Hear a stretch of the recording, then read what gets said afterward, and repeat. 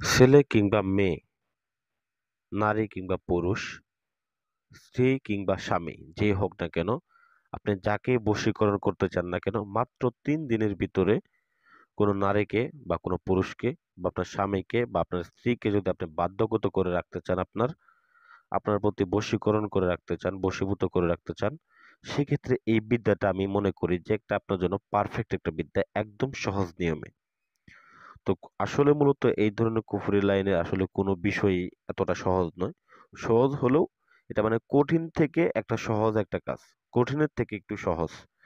তো যাই হোক, আজকে যে বিদ্যাটা নিয়ে আলোচনা করব, এটা এটার মাধ্যমে আপনার যে কোনো জায়গায়, যেমন আপনি থাকেন ঢাকায়, আপনার স্ত্রী থাকে রাজশাহী, তো সেক্ষেত্রে দেখা গেছে আপনার স্বামী আপনার সাথে যোগাযোগ করেন, আপনার সাথে কথা বলেন, আরেকটা বিবাহ করেছে, বা আপনার স্ত্রী আপনার সাথে কথা বলেন, আপনার সাথে যোগাযোগ করে না, বা আপনার স্বামী বিদেশ থাকে, সে আপনার সাথে যোগাযোগ করে না, টাকা পয়সা দেয় না, খরচ দেয় না, বা আপনার প্রেমিক আপনাকে ধোঁকা দিয়েছে, সম্পর্ক করে করে দেখা গেছে যে অনেক অনেক কিছু মানে আপনাদের মধ্যে হয়ে গেছে, কিন্তু কোনো প্রকার বিয়ে শাদী করতে চাইতেছে না। তো সেক্ষেত্রে আপনি বশীকরণ করা দরকার।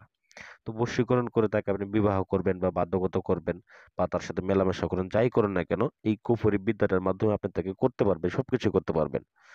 তো এটা আমি চ্যালেঞ্জ দিলাম। ঠিক আছে, এই বিদ্যাটার মাধ্যমে সম্ভব।